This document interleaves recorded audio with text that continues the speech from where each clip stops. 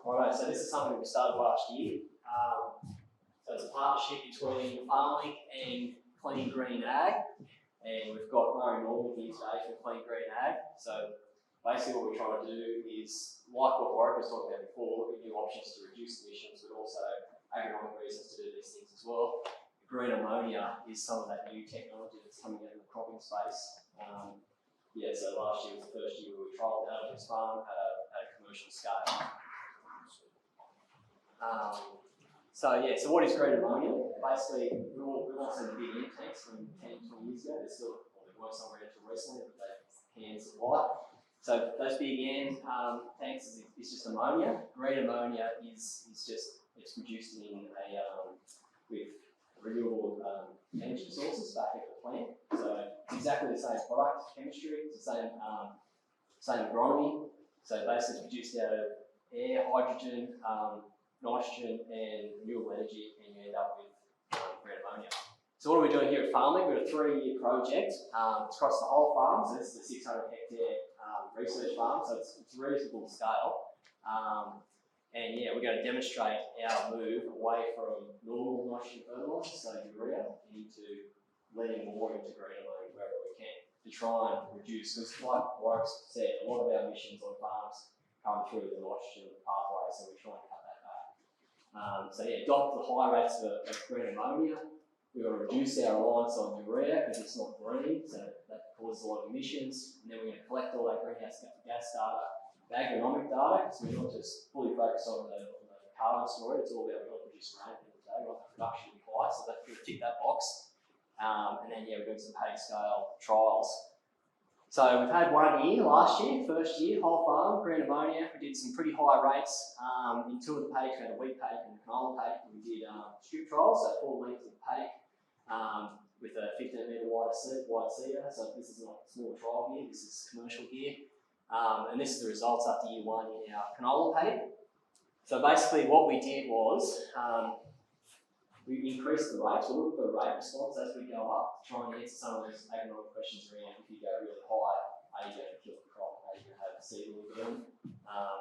And what we aimed to do was go 40, 80, 120, 160 units of N as gas, and then 120 and 160 units of urea, which is basically farmer practice on the right-hand side of that line. The reason why we've got slightly odd numbers here is because we didn't quite hit those marks with the machinery we had. That's what we actually put out, so we got as close as we could. And we're trying to compare, if we put similar rates to what farmers do with urea, what kind of results do we get? And as we saw, as you'd expect, as you increase the nitrogen rate, you get more yield, so great, we all thought that would happen. But the interesting thing is, we're getting similar efficiencies to urea at the high rate, so we're not losing anything there. And also, this 132 kilos of N, that's something like 280 kilos of urea applied at sowing under the seed.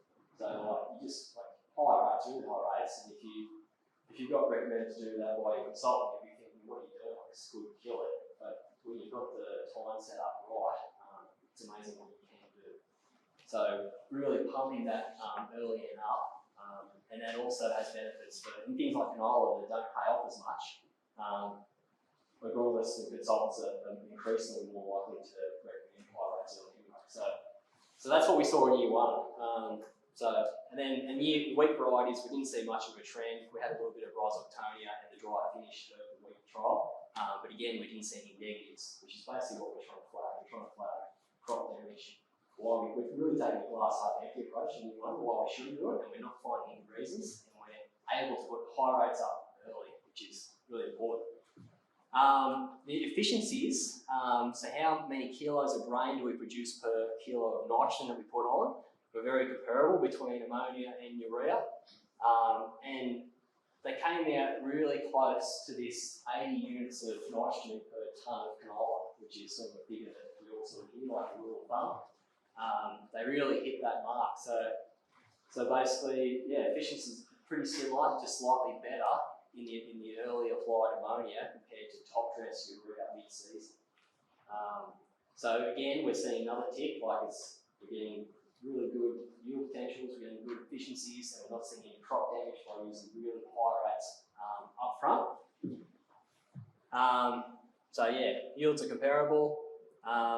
no loss of nitrogen efficiency by choosing ammonia. Minimal signs of haying off. In the canola, we didn't see any haying off, and we got that really dry finish last year too. So if you're putting up 280 kilos equivalent of urea at sowing, you'd be thinking, geez, we're going to hay something off here. What's going to happen? In canola, we didn't see that. In the wheat, we didn't see it, but it was also, that was because we had some variable results in there because of rising toning and some root damage. But it wasn't obvious, so that was a positive. And then, yeah, what does it all mean? Well, it's an opportunity to use those high rates up front to end bank the system with ammonia, less reliance on urea mid-year.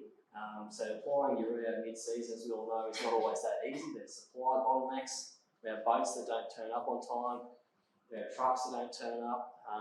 Urea is in short supply. That's every single year, it seems to be. And just workload, like it's just another job to go and top dress a couple times mid-year. Can we do the bulk of our washing program at sowing on that day one and shut the game largely? So on the farm here, across the farm, we did 80 units of N as gas, as ammonia, and then we came back and did another 60 kilos of urea top dress. So just a little bit of a touch up because we're quite hitting yield potentials. And then, yeah, so high rates of ammonia are safe up front if you have the correct time set up. If you just roll into it, you can do yourself a lot of damage. And this is across the whole farm, so we sowed 250 hectares of wheat canola last year. We saw one strip where we got this, which is a red flag if you were talking about doing this, what you might see across the whole farm. And we had that one bare area where we got obvious seedling burn, seedling toxicity. That was in one of the trials where we used the highest rate of ammonia gas. And that was because, I was talking to the driver, I was in there with him at the time, and the tines didn't go to full depth as they went to the start of the run. And then you can see, as you get sort of 50 metres down, you got to depth, you get that seed fertiliser separation. So you can see how important it is. But yeah, that's in a strip where we're pushing the limits of what's possible, and even then, if you have the right time set up, it becomes really safe. It's just going to drive error. And you can see the tine here. Murray's family designed a dual tine setup where that front black tube is the ammonia. It comes down and goes deeper. It goes down below the seed, which is the red tube at the back. So you have, and it's offset a little bit to left or right. So you have a couple of inches below and offset. So you're getting that seed separation, which these guys have spent 20 years, Murray, designing it. They've got to a point now where we can really push it. And then, yeah, so the next question, so we've done year one, we're in year two of the 3-year project. Things like end banking comes up. So when we use those high rates, are we going to be banking into the following years if we don't use all that nitrogen? Is that a possibility, like it is with urea, which they're similar products once you put them in the soil? And yeah, we're going to be soil sampling in the next couple of weeks, so before sowing each year, and in the crop, but also in bare areas. So we take away that crop noise, the crop removal end. So we'll have a lot of data there to say, yeah, with those high rates, how much are we banking? Can that be another strategy? Similar to what John was talking about for the farm systems trials. And then this is the bigger picture reason why we choose green ammonia, which is to offset our greenhouse gas emissions. So, yeah, Warwick Badgery was talking before about the average across the Australian cropping industry is 360 kilos of CO2 equivalent, which is that yellow highlighted bit there. This is a paddock on this farm, which in 2022, when we did these measurements, it was 260 kilos. So we're no different than anyone else. We're in the middle of the road. Across the region, you've got some paddocks that are really good down here, and you've got some that are not so good up there, and that's largely driven by production. So where you've had crop wipeout, you get really high emissions per tonne. Where you have high yielding crops, you generally get more efficient. What we're trying to do with green ammonia is really attack that scope 3 emissions, which is circled over there on the right. That's fertiliser production. So that's all about the stuff that you don't see as farmers back in China, back where the urea is manufactured. It's in that manufacturing plant trying to take away those emissions associated with it. Then when it gets here, it's close to 0 emissions, and then we put it in paddock. why green ammonia? So we can reduce really, like it's a real lever where we can really knock 20 to 30% of emissions out of our cropping footprint. We can rely less on our traditional fertilisers and instead use green ammonia.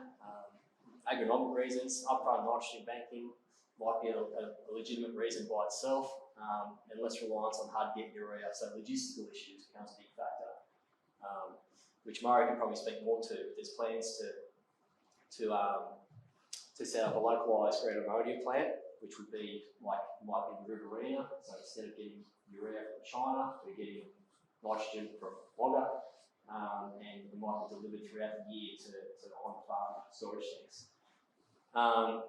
So then, and then other benefits might be banks coming on board and offering lower interest rates and things like that for lower emissions. So all the things that Warwick was talking about, it's exactly the same thing, just one year to do it. So Murray, would you like to speak a little bit about like the big picture and the future? Why we're green ammonia? This is Murray Moon, everyone, who farms at Illinois. So thanks, James, and I'd like to thank FarmLink. FarmLink have been very gracious. Dan's been using anhydrous ammonia for about 35 years. He picked it up from the States, came back here. With Incitec going out of the market, we made the decision that we were going to go and stay with anhydrous ammonia. One of the only long-term sources that you're going to be able to get that is going to be green ammonia. The government's got that put down as a key driver for driving down carbon. Whether we like it or not, carbon's going to be in the mix. You know, the banks, the big companies are pushing that way. At the moment, it's not really possible to make any money out of carbon. If you're going to keep it on farm, you can trade things off, which there are issues with doing that. So one of the things we're looking at our farm is how can we get anhydrous ammonia. We've gone down the green route. We've secured green ammonia. That will allow us to meet the 2030 targets that the government said we should be able to, and Cass will correct me here, we should be able to take about 15% of the load carbon just by taking green anhydrous ammonia. So doing nothing different to what we've been doing in the past with normal anhydrous ammonia. So all we're doing is just getting it from a green source and we're putting it on. The reason we're partnering with FarmLink is because you need to be able to measure that to show that it's actually getting that result. So that when I'm going to the banks, and I'm currently negotiating with Commonwealth Bank and NAB, they're looking at taking 1.5% off our core debt rate. Most of the banks traditionally would, take money on for a solar panel or, which just doesn't work on a farm. We went to them about reducing it right across the farm, and Commonwealth and NAB are heading into that space, and we're looking at about $75,000 a year on our farming enterprise across our core debt. So there is real money to be saved, but it hasn't necessarily been cheap to retool. But what we've tried to do is exactly what John was saying. It actually needs to make agronomic and commercial sense. You can't just drive into this and tip off the back end. So that's what we're working on. The pilot we're doing at the moment, and we're working with Cool Soils and FarmLink, is to look at how does this work on the farm. We're keen to keep on farming, but unless farmers in the district can pick this stuff up, we're not going to survive as an industry. This is only one option, but the aim is we go in, we pilot it. We've secured 300 tonnes of anhydrous ammonia that's green. Between us and FarmLink, we'll probably use about 200 tonne. Share the other with other farmers, and we're currently in conversations with government and providers to look at building a 20,000 tonne plant. So when I talk about us using 200 tonnes, they use it very heavily in the cotton, but 20,000 tonne plant, which would then provide this for the region. CSIRO reckons it would be available 2050s. That would put this region, back in the 2030s, 35. Do you know what I mean? 15 years in front of the rest of the country. So that's what we're looking at doing. I'd like to thank FarmLink, Cass. We're heading down that track. I'm very happy to talk to people later, but that's the process that we're on. We've only just started, but we are getting a lot of interest, and really trying to commercialise that as quickly as possible, because just like you, we run a real farm budget, and around the table, I remember last year when I said we're going to spend 70,000 out of FarmLink, Mum and Dad said, hang on, you don't spend money at FarmLink, you know, they don't have to actually tell us what to do. So it has come with real costs for the Norman family, but we are actually seeing from the banks and that wanting to chat to us now, and within a year we've pretty much been able to actually make more money than it's cost us to enter in. So happy to. And what it's going to look like on the farm, Murray, is so similar to diesel, how diesel gets delivered on the farm. You're going to have tanks that will be refilled throughout the year, regardless of sowing or what time of year it is, and you pay for it basically when it comes out of the tank. It might be a system like that. Is that correct? Yeah. So what we're looking is like, you know, swap and go gas bottles, a lot bigger gas bottles. So you're talking, you know, 20-something tonne of anhydrous ammonia in the tanks. They'll be ISO buses, so like containers. You see them on the trains or up at Bowman. Basically, what we're doing is transporting them, storing them on the farm in 100-tonne batches, because it is a dangerous good, as you know, anhydrous ammonia. So we'll store that in a number of different bunkers around the farm. It'll be there stored all year, just like we've got urea out in silos. It'll be stored there and we'll use it. We've actually gone this year, and all of our crops were running at 120 units of N, so we're looking, it'll only be top dressing at the end of the year, depending on how the season goes. So what we've seen here in the trials, we've adopted right across the farm.